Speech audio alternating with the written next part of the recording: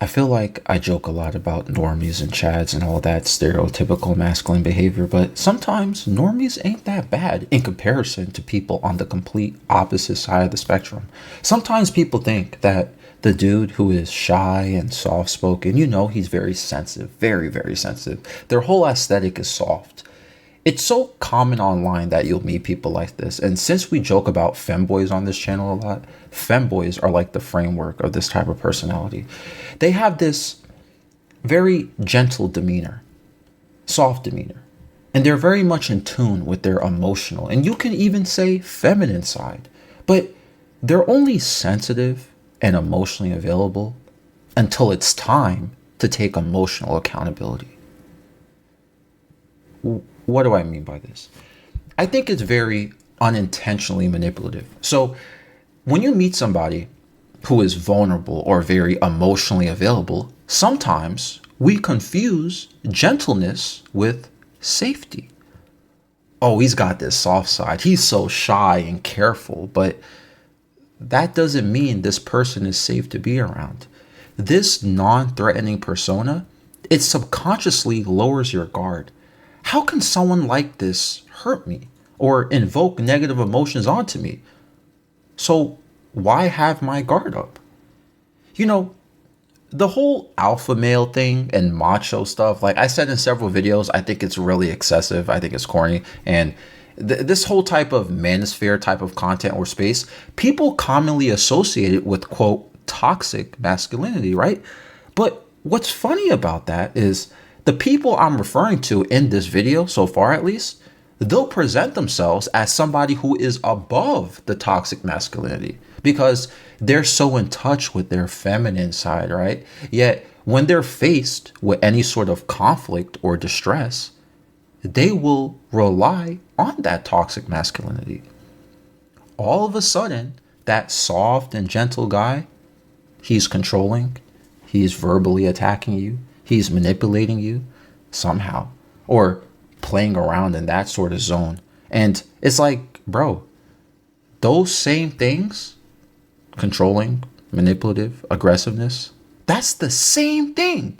Y'all tag this whole alpha male, I don't have a single feminine bone in my body, manosphere type of thing. And like I said, I don't think this is intentional. There's probably something deeply psychological and biological in a man where they feel when their safety is at risk, they get aggressive and controlling. My theory is that there's probably something deeply ingrained in the biology of a man to do that. So when I say sometimes this guy is this soft or feminine friendly type of guy suddenly 180s when he's in distress or he feels like he's not safe, I'm not surprised. Am I lying when I say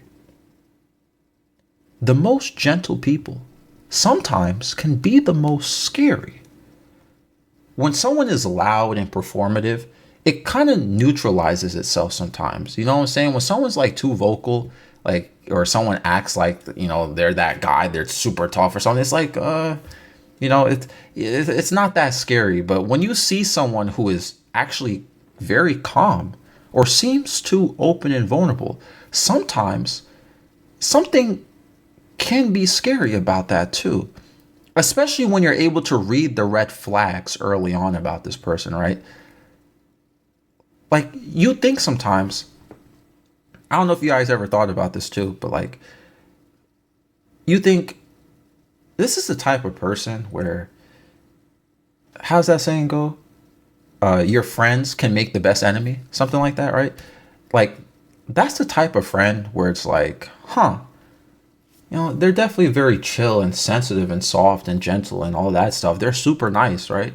But, I could see where they can be very crazy and dangerous if someone really pushed them to a certain point. You know what I'm saying? And sometimes people put up a front with that, though. Like, fake vulnerability. Fake vulnerability is, by definition, if we're going to go by psychology, is a manipulative tactic.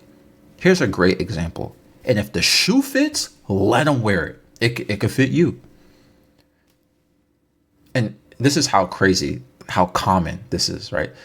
You know how I know someone is dangerous and is very manipulative and uses that fake vulnerability tactic?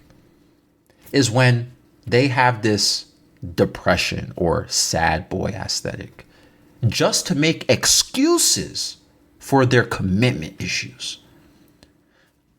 You hear commitment issues, first thing you think about is relationships, right? I'm not talking about relationships. I'm talking about committing to anything, a job, a project, or a promise. They put themselves in this sad boy aesthetic like it's armor or something. So they'll do something that's genuinely unfaithful to someone, or they won't commit to a job or a promise or anything that requires commitment. They won't do any of it. And the moment they get called out, here comes the passive aggressiveness. Here comes the justifications because my emotional state. Yeah, I just did something really terrible to you because I'm going through something right now. I'm just going through a lot. That's why I did that really terrible thing to you. I'm just going through a lot. You know, this happened to me. Like, you see how they just flipped it on you? They did something objectively bad to you, but it became about them somehow. How aren't you the victim? And then it becomes them trying to be vulnerable. Oh, you know, because I'm just going through a tough time, so I did that terrible thing to you. How did this become about you? I don't care what you're going through, bro. Like, look what you did to me, though. You know what I'm saying? And that's that sad boy aesthetic gimmick. You know, I shouldn't even put sad boys. I've seen sad girls do this too. I'm going to make an example about this later because I'm just kind of getting ahead of myself. But like, let's just say sad boy aesthetic gimmick, right? So like, I'm sad, reckless, and destructive, but that's my personality because of my depression and my anger. So this is my excuse for all my commitment issues. They'll admit they're the problem too. That's like the best part. Like they'll admit they're the problem. They're self-aware of it, right? And instead of like their tone or message being like, well, I'm self-aware of it, so here's what I'm going to do to fix it or do better next time, or here's what I'm going to be more careful of next time. It's about, this is because of my pain, and you should have compassion for my pain despite what I did to you. Like, that's literally weaponizing your vulnerability. Yo, this is a good example. You ever see someone be like, oh yeah, I'm really bad at relationships. I'm terrible at relationships. I ruin everything I touch, it feels like. Then you constantly see them get in relationships. Like, this is what I meant in the beginning about, look, they seem like they're above certain things. Like, they're gentle and caring, soft, self-aware, until it's time to take emotional accountability. Self-awareness can sometimes turn into a shield.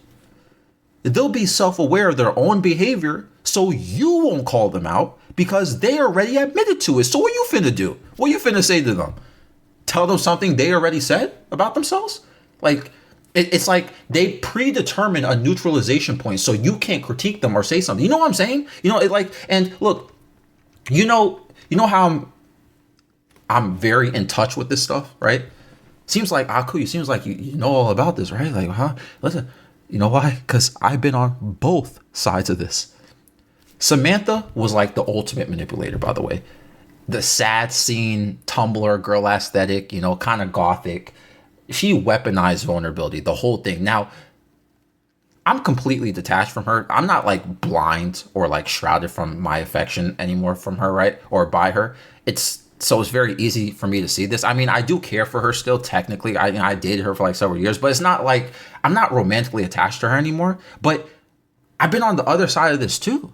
Like, I can't just like critique her for her stuff. Like, that's why I can talk about it with so much clarity. I know how easy it is to dress up my own behavior as vulnerability. I know how tempting it is because I've done it before where I'll lean into that. I'm damaged and traumatized, and I really may be damaged and traumatized, but I'll lean into that narrative because it buys time, sympathy, and a potential pass to avoid accountability, depending on what it is. If I really want to avoid the accountability, right? The thing is, in those moments, you don't consciously think, I'm going to manipulate this person or a situation. Like, you don't think that when you're doing this, But looking back, it's exactly what happened. Sometimes, as a defense mechanism, you twist your emotions and your struggles into a shield. And if you do end up pulling this off enough times, like you get away with it, it becomes an instinct to you. It is technically, by definition, narcissistic. And as you get older, even if you are self-aware and you build more self-awareness, it's about knowing when you see those patterns and then stopping yourself from making those patterns run on autopilot. It's not about being flawless. Life is not about being flawless. You can't be perfect, and it's just about understanding that your vulnerabilities are not here to be some sort of performance, Like, the point I'm making is that it's not about just the quiet, shy, and sensitive or feminine vibe someone has that makes them, or we should automatically assume that they're dangerous, right? It's the way that softness can be used as a mask, a disguise. A disguise that hides the same selfishness, the same controlling habits, the same lack of accountability you'd expect from the so-called toxic guys. Or in the manosphere, I think a common thing people say is that women lack accountability, right? Well, it's funny. We say that and we'll be judgmental about that and critical of that. Yet at the same time, and we may claim that we're better than that.